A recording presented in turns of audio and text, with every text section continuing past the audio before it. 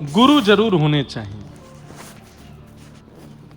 सदगुरु का आशीष आश्रय जीवन में जरूर होना चाहिए। आपके दीक्षा गुरु हैं तो बहुत ही अच्छी बात है, दीक्षा गुरु नहीं है तो एक किसी के प्रति शिक्षा गुरु की भावना रखें। सच में कथा सुन रहे हो तो लास्ट जो आपका पथ प्रदर्शन करते हो, जो आपके जीवन को एक राह दिखाते हो, ऐसे गुरु जीवन में निश्चित होने चाहिए। गुरु आश्रय निश्चित होना चाहिए। बंधुओं, गुरु आश्रय किस प्रकार का प्रभाव जीवन में डालता है, अब ये बताने से आपको समझ नहीं आएगा, ये आश्रय में जाने से ही समझ में आएगा कि गुरु आश्रय कैसा होता है। हमारे पूज्य गुरुदेव भगवान के परम कृपा पात्र पूज्य पिताजी, हमारे पूज्य दादा गुरुदेव भगवान के कृपा पात्र पिताजी पूज्य महाराज जी, आप सदगुरु की कृपा कैसी होती है इसका स्पष्ट उदाहरण है। हमारे संजय भैया भी अपने गुरुदेव के, इनके गुरु की कैसी कृपा, अभी उन्हीं के उत्सव में कथा करने आए थे, और उनकी कृपा इन्हीं पे नहीं, पूरे मध्य प्रदेश और कई भारत के क्षेत्र के लोगों पर कैसी कृपा। समझ क्या आता है कि गुरु कोई इंसान नहीं होता, गुरु कोई व्यक्ति नहीं होता, गुरु कोई पदवी नहीं होती, गुरु एक विश्वास का नाम है। उस वाक्य पर जो विश्वास करता है उसकी रक्षा की जिम्मेवारी पर ठाकुर जी रखते हैं। इसलिए गुरु जीवन में अवश्य होना चाहिए। आप यदि स्वच्छंद घूम रहे हैं, आप यदि स्वच्छंद घूम रहे हैं मतलब ऊपर कोई गुरु नहीं है, तो भाई देखो, बात थोड़ी कहने में विचित्र सी है लेकिन थोड़ा समझ जाइएगा। कई बार लावारिश ग्राम सिन्न घूमते हैं नगर में, नगर पालिका वाले जब देखते हैं बहुत ज्यादा हो गए तो पकड़ पकड़ के ले जाते हैं सबको, लेकिन जिनके गले में पट्टा बंधा होता है नगर पालिका वाले कहते हैं किसी का है इसको मत पकड़ो। संत श्री कबीरदास जी का एक दोहा जैसा है,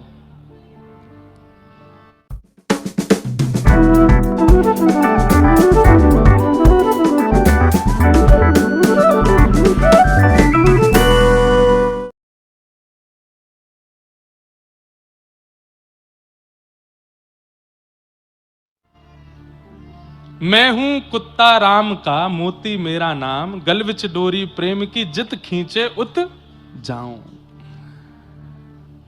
गुरुदेव जब आपके मस्तक पर उर्दपुंड लगा देते हैं, हमारे श्री वैष्णव परंपरा में पंच संस्कार हो जाता है, शंख चक्र अर्पित कर देते हैं, गले में तुलसी माला धारण करा देते हैं, नाम प्रदान कर देते हैं, मंत्र प्रदान कर देते हैं, तो फिर यमराज के जो दूत घूमते रहते हैं पृथ्वी पर, वो लावारिशों को ही पकड़ पकड़ के लेके जाते हैं। जैसे ही दिखाई देता नहीं नहीं उर्दपुंड लगा रखा है, गुरुदेव का आशीर्वाद है, गुरु के बताए हुए पथ पर चल रहा है, मतलब किसी का है, इसको नरक नहीं ले जाना, इसका न्याय ठाकुर जी कर लेंगे, इसको जो करना है वो ठाकुर जी देख लेंगे। तो कम से कम जीवन में एक गुरु का होना आवश्यक है।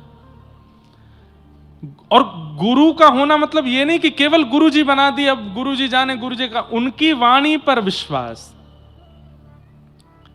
सूरदास जी महाराज को नेत्रों से दिखाई नहीं देता, देख नहीं सकते वो दुनिया को, लेकिन महाप्रभु श्रीमन वल्लभाचार्य जी महाराज की ऐसी कृपा, जिस दिन से दीक्षा प्रदान की, ब्रह्म संबंध प्रदान किया सूरदास जी को, बिना नेत्रों के सब कुछ अनुभव करते थे।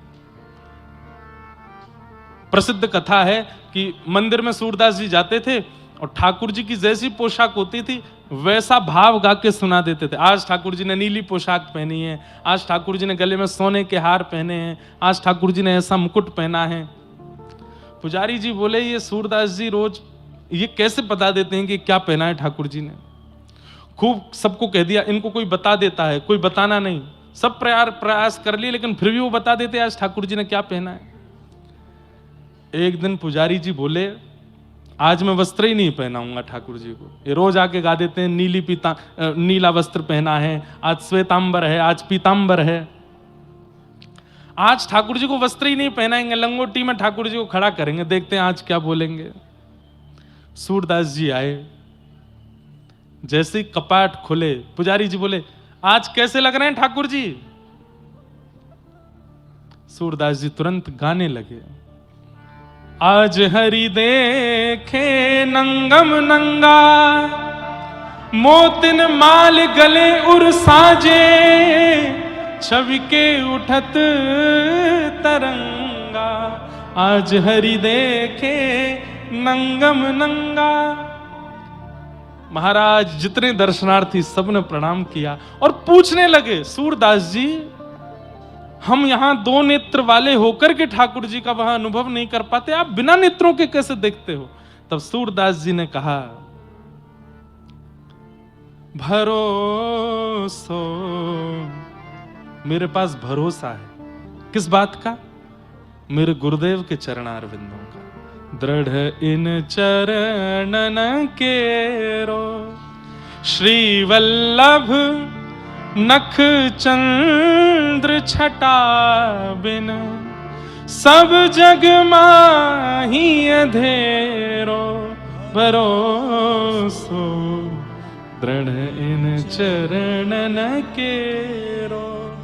और सूरदास जी एक बात कहते हैं, बहुत ध्यान से सुनिएगा, कि कलयुग में यज्ञ से, तप से, जप से, साधन से भगवत प्राप्ति होगी, इस बात का कंफर्मेशन नहीं है।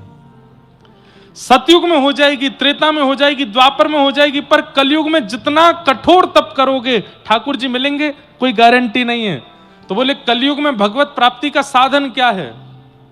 तब सूरदास जी कह रहे हैं, साधन और नाहिया कली में, जासो होत निवेरो। और कोई साधन नहीं है, केवल एक साधन है, क्या? भरोसो दृढ़ इन। अपने गुरु के प्रति भरोसा कर लीजिए, अपने गुरु के प्रति ऐसा अटूट विश्वास कर लीजिए कि बस यही है सब कुछ मेरे। उसके बाद ठाकुर जी कह रहे हैं कि इस कलिकाल में कुछ मत करो, गुरु के प्रति भरोसा रखो। सूरदास जी कह रहे हैं, मैं प्रमाणित होकर के कह रहा हूं, सूर कहां कहे दुविध आंधरो। बिना नेत्रों का सूर कह रहा है कि मैं सब देख लेता हूं अपने गुरु की कृपा से। इससे बड़ा मैं प्रमाण क्या दूं आपको? इसलिए भैया प्रभाव देख करके नहीं, स्वभाव देख करके गुरु बनाइए, लेकिन गुरु बनाइए जरूर।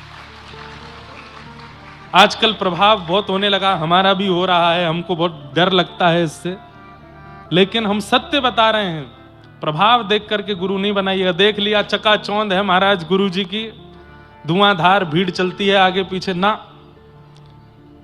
गुरु वो जो स्वभाव से सामान्य हो, गुरु वो जो स्वभाव से सरल हो। और एक बात बताएं, गुरु की पहचान, वैसे तो गुरु को परखना नहीं चाहिए, पर जिनको देखते ही, जिनकी वाणी सुनते ही, जिनकी उपस्थिति होते ही कोई इंसान ना दिखता हो, ठाकुर जी का स्मरण होता हो, समझो वही आपके गुरु हैं। और एक बात और बोल दूं, एक बात और सुनिए फिर बजाना ताली। जिनकी बातें सुन के, जिनकी उपस्थिति होते ही, जिनके प्रवचन सुनते ही, जिनको प्रणाम करते ही, जिनको दर्शन करते ही अपने सालों साल के अंदर विराजमान अवगुण को छोड़ने का मन कर जाता हो, समझो वही गुरु है। ये गुरु।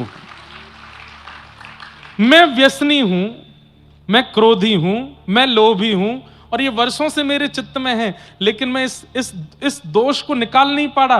लेकिन सन्मुख कोई ऐसा महापुरुष आया जिसके आते ही मन में भाव आया कि अब क्रोध का त्याग कर दूं, अब लोभ का त्याग कर दूं, अब मोह का त्याग कर दूं, अब व्यसन का त्याग कर दूं, समझो वही गुरु है। आपके लिए ही भेजा ठाकुर जी ने।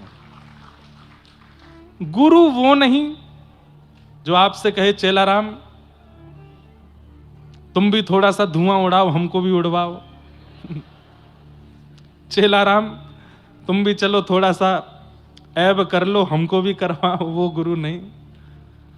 गुरु वही जो हरि सो मिलावे, गुरु वही जो सदमार्ग दिखावे, गुरु वही जो भक्त बनावे, और गुरु वही जो सब छुड़ाए वृंदा विपिन बसावे। वो गुरु है। आप रहते कटनी में हैं, आप रहते जबलपुर में हैं, आप रहते मध्य प्रदेश में हैं, लेकिन गुरु के आश्रय से सदा चित्त जगन्नाथ में रहता है, द्वारिका में रहता है, बद्रीनाथ में रहता है, वृंदावन का स्मरण करता है, समझो वही गुरु हैं। इसलिए प्रभाव के गुरु नहीं, स्वभाव के गुरु बनाइए। और एक बात बोलें, केवल गुरु की बात नहीं है, प्रभाव देख करके कोई संबंध मत बनाइए। ना मित्र बनाइए, ना भाई बनाइए, ना पत्नी बनाइए, ना पति बनाइए।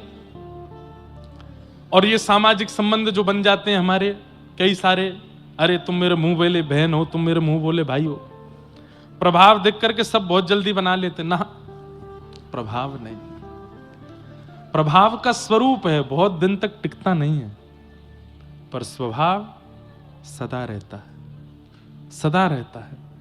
रावण प्रभावशाली था, और मैं अगर कह दूं तो प्रभु श्री राम के समय पर के लिए प्रभु श्री राम से ज्यादा प्रभाव कहीं ना कहीं रावण का हो रहा था, लेकिन प्रभाव नहीं, स्वभाव की विजय हुई। श्री रामचंद्र कृपालु भज मन हरण भव भय दारुणौ, नव कंज लोचन कंज मुख कर कंज पद कंजारुणौ। श्री राम, उनके स्वभाव की विजय हुई। वो मर्यादा पुरुषोत्तम है, पिता के प्रति मर्यादा, पत्नी के प्रति मर्यादा, मित्र के प्रति मर्यादा, अरे कहां तक कहें शत्रु के प्रति मर्यादा, सब मर्यादाओं का पालन करने वाले राघव जी की विजय हुई। क्यों? प्रभाव नहीं, स्वभाव। और आप सबसे भी एक निवेदन करें, अपने प्रभाव पर काम मत कीजिए, स्वभाव पर काम करो। प्रभाव देख करके तो कोई भी नतमस्तक हो जाता है, पर स्वभावशाली व्यक्ति तो स्वप्न में भी आता है, स्वभावशाली व्यक्ति तो चित्त में भी रहता है, स्वभावशाली व्यक्ति तो सदा स्मृति में रहता है। इसलिए स्वभाव बनाइए ऐसा कि सबके प्रिय बन जाओ। और जिस दिन आपका स्वभाव सर्वप्रिय हो गया, समझ जाइएगा आप ठाकुर जी के प्रिय हो गए हो, ठाकुर जी को भा गए हो। स्वभाव पर क्रिया करो। तो गुरु जीवन में निश्चित होने चाहिए। एक प्रसंग, एक कथा सुना दें। इस कथा से आप लोग गुरु कृपा को समझिएगा, और दो चार बातें और होंगी इसमें, उन पर ध्यान मत देना। एक गुरु जी थे, संत थे। तो उन संत का बहुत बड़ा आश्रम था, नदी के किनारे गंगा जी के तट पर। बहुत सारे साधु महात्मा उनके साथ रहते थे। एक बार उन गुरु जी का, सन्यासी महात्मा थे, किसी स्त्री पर मन आ गया और वो महात्मा जी ने ब्याह कर लिया। अब ब्याह करते ही महाराज जितने साधु महात्मा रहते थे मठ में, सब छोड़ छोड़ के जाने लगे। बोले ओहो, अब तो सब बर्बाद हो गया ना, तो भजन करने के लिए आए थे हम, तो घर बार छोड़ छाड़ के, हमारे गुरु जी ने ही ब्याह कर लिया। सब छोड़ छोड़ के चले गए गुरु जी को, एक चेला नहीं गया। यहां पर गुरु जी की क्रिया पे ध्यान मत दीजिएगा, चेले के विश्वास पे ध्यान दीजिएगा। उसने गुरु जी का त्याग नहीं, तो गुरु जी बोले भाई सब तो चले गए, तुम भी चले जाओ। नहीं गुरु जी, मेरा आपके प्रति दृढ़ विश्वास है, आप जो कर रहे हैं, जो किया होगा, मुझे पता है कि सब सोच समझ के किया होगा, मेरे मन में संशय नहीं, मैं आपकी सेवा करूंगा। और आपको जो प्रिय है, हमारी गुरु मां, वो हमको और ज्यादा प्रिय, हम उनकी भी सेवा करेंगे। तो उस शिष्य ने गुरु का त्याग नहीं किया। वैकुंठ में बैठे हुए नारायण भगवान इतने प्रसन्न हो गए, लक्ष्मी जी से बोले देखो, गुरु निष्ठा इसको कहते हैं कि गुरु जी ने बेचारों ने कुछ भी किया हो, लेकिन शिष्य की निष्ठा देखो, गुरु के प्रति त्याग नहीं किया। लक्ष्मी जी बोली पर ऐसी, ये भी तो गलत बात है ना, गुरु जी गलत कर रहे हैं। बोले तो भाई शिष्य का शिष्यत्व है, वो तो स्वीकार करेगा, लेकिन हम कृपा गुरु जी पे नहीं करेंगे, शिष्य को जरूर हम वैकुंठ लेकर के आएंगे अपने साथ।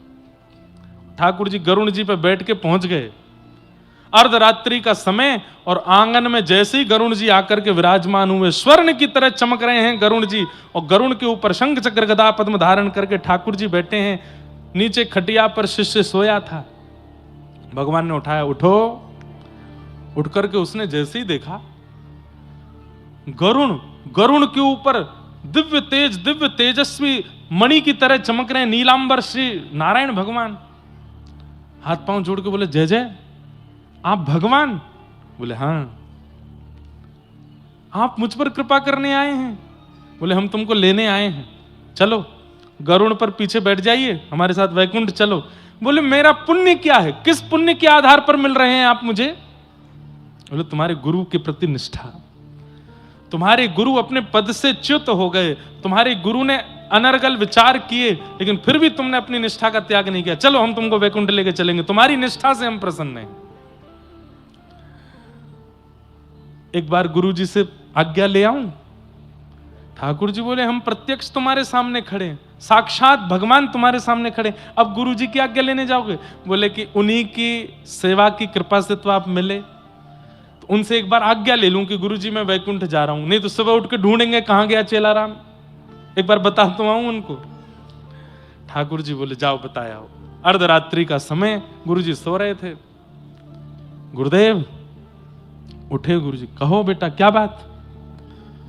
आपकी कृपा से, आपके चरणों की कृपा से, आपकी आज्ञा से, आपके आशीर्वाद से मैं वैकुंठ जा रहा हूं। साक्षात शंख चक्र गदा पद्मधारी ठाकुर जी गरुड़ पर विराजमान होकर हमारे आश्रम में पधारे हैं, बाहर आंगन में ठाड़े हैं, मुझे लेने के लिए आए हैं। मैं आपको प्रणाम करके आज्ञा लेके जा रहा हूं। गुरुजी आज्ञा दो, मैं वैकुंठ जाऊं। गुरुजी बोले कहां है भगवान? बोले वो खड़े। गुरुजी ने बाहर झांक के देखा, कोई दिखे नहीं। बोले मुझे नहीं दिख रहे। बोले तुम पहले ठाकुर जी से कहो मुझे दिखें, मुझे दर्शन दें, तब मैं आज्ञा दूंगा। अरे गुरुजी अभी रुको, दौड़ के गया। ठाकुर जी? बोले जी। मेरे गुरुजी को दर्शन दो, उनको जब आप दर्शन दोगे तब वो आज्ञा देंगे मुझे जाने की। भगवान बोले तुम्हारे गुरु के ऐसे कर्म नहीं है कि मेरे दर्शन कर पाए वो, तुम तो सीधी आज्ञा लो, चलो हमारे साथ। चेला बोला कि नहीं, गुरुजी को दर्शन नहीं दोगे तो मैं भी नहीं जाऊंगा, आप चले जाओ। ठाकुर जी बोले रुको हम होते हैं प्रकट। तुरंत प्रकट होकर ठाकुर जी ने दर्शन दिए। गुरु जी के हाथ पैर कांपे, आंखों से आंसू। जय हो ठाकुर जी, आपका मधुर दर्शन हो गया, बड़ी कृपा। चेला बोला गुरु जी अब आज्ञा, मैं जाऊं? बेटा अकेले जाओगे, हमको नहीं लेके चलोगे साथ? तुम बेटा वैकुंठ में मेरी सेवा के बिना कैसे रहोगे? और तुम चले जाओगे तो यहां मेरी सेवा कौन करेगा? तुमने विचार नहीं किया एक बार भी? चेला तो रोने लगा, अरे मेरे गुरुदेव आपको मैं नहीं रुकिए। ठाकुर जी? बोले जी। गुरु जी भी चलेंगे वैकुंठ। ठाकुर जी बोले सुनो, वैकुंठ जाने के नियम होते हैं और तुम्हारे गुरु जी ने सारे नियम उल्लंघन किए हैं, चुपचाप बैठो, चलो हमारे साथ। हमने एक बात मान ली, अब ये बार बार तुम्हारी बात नहीं मानेंगे। सुनिए ठाकुर जी, मैंने तो नहीं बुलाया था आपको, खुद आए हो आप। मेरे गुरुजी जाएंगे तो मैं जाऊंगा, नहीं तो मैं भी नहीं जा रहा। या तो मेरे गुरुजी को लेके चलो, नहीं तो खा लिया। गरुण जी बोले जय जय। ठाकुर जी एक बार बोले चलो गरुण, इसके तो बड़े नखरे हैं। गरुण जी बोले लक्ष्मी जी को क्या उत्तर दोगे? उनसे तो आप बड़ा कह के आए थे, इसकी निष्ठा पे मैं प्रसन्न हूं, इसकी निष्ठा पे मैं राजी हो गया हूं, ले चलो। कौन से वैकुंठ में जगह बहुत है, पास से चेला तरे हैं। आज सुन लेंगे कि चेला की कृपा से गुरु भी तर गए। नहीं, सुनिए मैं थोड़ा संशोधन करूं। गुरु की कृपा से चेला तरे हैं, पर चेला की निष्ठा से गुरु तर रहे हैं, यह पहली बार होगा। चेला की कृपा नहीं होती, चेला की निष्ठा होती है, शिष्य की निष्ठा होती है। ठाकुर जी बोले जल्दी करो, हम पे समय नहीं है, बैठो। अपने गुरु जी को भी बैठाओ, चलते हैं इनको लेके। गुरु जी चलिए। ठाकुर जी राजी हो गए। जैसे ही गुरु जी तैयार हुए, बोले सुनो चेलाराम, गुरु मां को बताया हूं कि मैं वैकुंठ जा रहा हूं। जैसे ही दौड़ करके गए, बोले सुनो अब तुम आश्रम का ध्यान रखना, खूब प्रेम से यहां रहना, सब संपत्ति तुम्हारी है, हम तो चले। बोले कहां? ठाकुर जी आए लेने, वैकुंठ जा रहे हैं, मुझे भी ले चलिए साथ में, मैं यहां के लिए क्या करूंगी। गुरु जी चेलाराम से बोले ए चेला? बोले हाँ। गुरु मां भी जाएंगे साथ में। अरे अरे फिर तो आनंद ही आ गए, दोनों गुरु मां गुरु जी, उनकी वैकुंठ में भी सेवा करूंगा, अभी कहता हूं। ठाकुर जी? बोले हाँ, थोड़ा सा आगे खिसको, जगह बनाओ पीछे। बोले क्यों, अब क्या है? बोले गुरुजी भी जाएंगे, मैं भी जाऊंगा, गुरु माँ भी जाए। ठाकुर जी बोले बिल्कुल नहीं, उसको तो हम बिल्कुल नहीं लेके जाएंगे, जिसने बेचारे सन्यासी का जीवन बर्बाद कर दिया, पूरा मठ मंदिर बिगाड़ दिया, उसको लेके जाएंगे हम। बोले देखिए, वो नहीं जाएंगी तो गुरुजी नहीं जाएंगे, गुरुजी नहीं जाएंगे तो मैं नहीं जाऊंगा, खाली हाथ जाओ। अंत तो गत्वा, चेला भी गए, गुरुजी भी गए और वो माता जी भी गई, तीनों को लेके ठाकुर जी वैकुंठ पहुंचे। लक्ष्मी जी ने जैसे ही देखा, बोले लेने तो आप एक को गए थे, बोले कि उसकी निष्ठा ऐसी है अपने गुरु के प्रति। क्या समझ, इस कथा से क्या समझ में आया? इसका मतलब ये नहीं है कि कोई कुछ भी करे और